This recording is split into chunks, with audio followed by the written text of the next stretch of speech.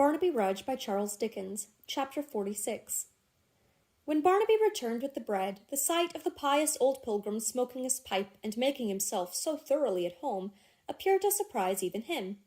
The more so, as that worthy person, instead of putting up the loaf in his wallet as a scarce and precious article, tossed it carelessly on the table, and producing his bottle, bade him sit down and drink.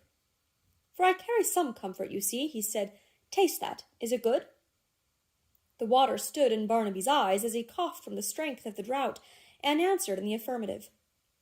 "Drink some more," said the blind man. "Don't be afraid of it. You don't taste anything like that often, eh?" "Often?" cried Barnaby. "Never." "Too poor?" returned the blind man with a sigh. "Aye, that's bad. Your mother, poor soul, would be happier if she was richer, Barnaby." "Why, so I tell her. The very thing I told her just before you came tonight, when all that gold was in the sky," said Barnaby, drawing his chair nearer to him and looking eagerly in his face. "Tell me, is there any way of being rich that I could find out?" "Any way? 100 ways." "Aye, aye," he returned. "Do you say so? What are they? Nay, mother, it's for your sake I ask, not mine. For yours, indeed. What are they?" The blind man turned his face, on which there was a smile of triumph, to where the widow stood in great distress, and answered, "Why are they not to be found out by stay-at-homes, my good friend?" "By stay-at-homes?" cried Barnaby, plucking at his sleeve. "But I am not one. Now there you mistake. I am often out before the sun, and travel home when he is gone to rest. I am away in the woods before the day has reached the shady places, and am often there when the bright moon is peeping through the boughs, and looking down upon the other moon that lives in the water. As I walk along, I try to find, among the grass and moss, some of that small money for which she worked so hard and used to shed so many tears. As I lie asleep in the shade, I dream of it, dream of digging it up in heaps and spying it out, hidden under bushes, and seeing it sparkle as the dewdrops do among the leaves. But I never find it. Tell me where it is. I'd go there if the journey were a whole year long, because I know she would be happier when I came home and brought some with me. Speak again. I'll listen to you if you talk all night." The blind man passed his hand lightly over the poor fellow's face, and finding that his elbows were planted on the table, that his chin rested on his 2 hands, that he leaned eagerly forward, and that his whole manner expressed the utmost interest and anxiety, paused for a minute, as though he desired the widow to observe this fully, and then made answer. "It's in the world, bold Barnaby, the merry world. Not in solitary places like those you pass your time in, but in crowds, and where there's noise and rattle." "Good, good," cried Barnaby, rubbing his hands. "Yes, I love that. Grip loves it too. It suits us both. That's brave." "The kind of places," said the blind man, "that a young fellow likes, and in which a good son may do more for his mother and himself to boot in a month than he could here in all his life. That is, if he had a friend, you know, and some one to advise with." "You hear this, mother?" cried Barnaby, turning to her with delight. "Never tell me we shouldn't heed it if it lay shining at our feet. Why do we heed it so much now? Why do you toil from morning until night?" "Surely," said the blind man, "surely. Have you no answer, widow? Is your mind," he slowly added, "not made up yet?" "Let me speak with you," she answered, apart. "Lay your hand upon my sleeve," said Stagg, arising from the table, "and lead me where you will. Courage, bold Barnaby. We'll talk more of this. I have a fancy for you. Wait there till I come back. Now, widow." She led him out at the door and into the little garden where they stopped. "You are a fit agent," she said in a half-breathless manner, "and will represent the man who sent you here." "I'll tell him that you said so," Stagg retorted. "He has a regard for you, and will respect me the more, if possible, for your praise. We must have our rights, widow." "Rights! Do you know," she said, "that a word from me—" "Why do you stop?" returned the blind man calmly, after a long pause. "Do I know that a word from you would place my friend in the last position of the dance of life? Yes, I do. What of that? It will never be spoken, widow." "You are sure of that?" "Quite. So sure that I don't come here to discuss the question. I say we must have our rights, or we must be bought off. Keep to that point, or let me return to my young friend, for I have an interest in the lad, and desire to put him in the way of making his fortune. Bah, you needn't speak," he added hastily. "I know what you would say. You have hinted at it once already. Have I no feeling for you because I am blind? No, I have not. Why do you expect me, being in darkness, to be better than men who have their sight? Why should you? Is the hand of heaven more manifest in my having no eyes than in your having two? It's the cant of you folks to be horrified if a blind man robs or lies or steals.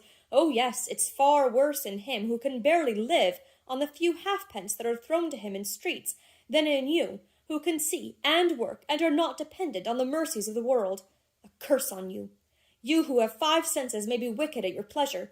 We who have 4 and want the most important are to live and be moral on our affliction. The true charity and justice of rich to poor all the world over. He paused a moment when he had said these words, and caught the sound of money jingling in her hand. Well, he cried, quickly resuming his former manner, that should lead to something. The point, widow? First answer me one question, she replied. You say he is close at hand. Has he left London? Being close at hand, widow, it would seem he has, returned the blind man. I mean, for good, you know that. Yes, for good. The truth is, widow, that his making a longer stay there might have had disagreeable consequences. He has come away for that reason. Listen, said the widow, telling some money out upon a bench beside them. Count. 6, said the blind man, listening attentively. Any more? They are the savings, she answered, of 5 years. 6 guineas. He put out his hand for one of the coins, felt it carefully, put it between his teeth, rung it on the bench, and nodded to her to proceed. These have been scraped together and laid by, lest sickness or death should separate my son and me. They've been purchased at the price of much hunger, hard labor, and want of rest. If you can take them, do, on condition that you leave this place upon the instant and enter no more into that room where he sits now expecting your return. 6 guineas, said the blind man, shaking his head, though the fullest weight that were ever coined, fall very far short of 20 pounds, widow. For such a sum, as you know, I must write to a distant part of the country. To do that and receive an answer, I must have time. 2 days, said Stagg. More. 4 days? A week. Return on this day week, at the same hour, but not to the house. Wait at the corner of the lane. Of course, said the blind man, with a crafty look. I shall find you there. Where else can I take refuge? Is it not enough that you have made a beggar of me, and that I have sacrificed my whole store so hardly earned to preserve this home? Humph, said the blind man, after some consideration. Set me with my face towards the point you speak of, and in the middle of the road. Is this the spot? It is. On this day week at sunset, and think of him within doors. For the present, good night. She made him no answer, nor did he stop for any. He went slowly away, turning his head from time to time, and stopping to listen, as if he were curious to know whether he was watched by anyone. The shadows of night were closing fast around, and he was soon lost in the gloom.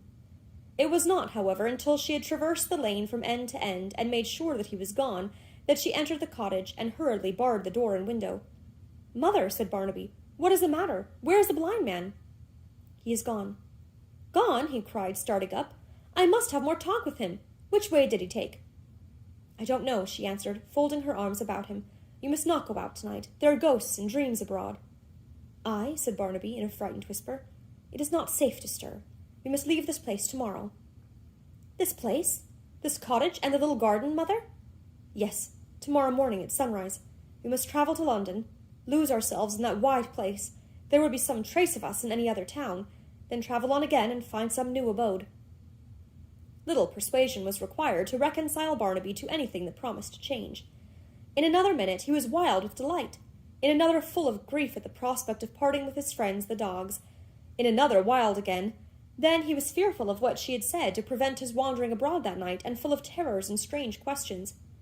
His light-heartedness in the end surmounted all his other feelings, and lying down in his clothes to the end that he might be ready on the morrow, he soon fell fast asleep before the poor turf fire. His mother did not close her eyes, but sat beside him watching. Every breath of wind sounded in her ears like that dreaded footstep at the door, or like that hand upon the latch, and made the calm summer night a night of horror. At length the welcome day appeared. When she had made the little preparations which were needful for their journey, and had prayed upon her knees with many tears, she roused Barnaby, who jumped up gaily at her summons. His clothes were few enough, and to carry Grip was a labor of love. As the sun shed his earliest beams upon the earth, they closed the door of their deserted home, and turned away. The sky was blue and bright. The air was fresh and filled with 1,000 perfumes. Barnaby looked upward and laughed with all his heart. But it was a day he usually devoted to a long ramble, and one of the dogs, the ugliest of them all, came bounding up and jumping round him in the fullness of his joy. He had to bid him go back in a surly tone, and his heart smote him while he did so. The dog retreated, turned with a half-incredulous, half-imploring look, came a little back, and stopped. It was the last appeal of an old companion and a faithful friend, cast off. Barnaby could bear no more, and as he shook his head and waved his playmate home, he burst into tears. "Oh, mother, mother, how mournful he will be when he scratches at the door and finds it always shut!" There was such a sense of home in the thought that though her own eyes overflowed, she would not have obliterated the recollection of it, either from her own mind or from his, for the wealth of the whole wide world.